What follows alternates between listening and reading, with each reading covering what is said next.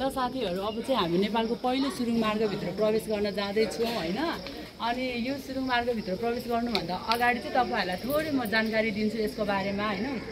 लगभग यो सुरुङ मार्गको साइज चाहिँ मतलब यसको चौडाइ चाहिँ 3 मिटर छ भने हैन, उचाइ चाहिँ 2.75 मतलब 2 मिटर 750 सेन्टिमिटर हुन्छ। त्यसै गरी यसको लम्बाइ चाहिँ 500 मिटर छ है। हालको लम्बाइ चाहिँ 221 मिटर भनिएको छ। अनि यो चिनारी स्थापना भनेर मिति पनि राखिएको छ, जसमा 2081 साल जेठ राखिएको छ है। ल अब चाहिँ भित्र जाम भन्नुभन्दा अगाडि फेरि तपाईहरुलाई शुल्कको बारेमा नि थोरै जानकारी म दिन्छु हैन। यहाँ तपाईहरुलाई अब यसरी भनिरहनु पर्दैन होला हैन, सबै देखिरहनु भएको छ। अब 5 वर्ष उमेरसम्मको लागि त निशुल्क नै भन्नुभएको छ उहाँहरूले हैन। त्यसै गरी नेपाली नागरिक तपाईँ यदि हुनुहुन्छ भने तपाईँलाई 50 मात्र पर्यो है।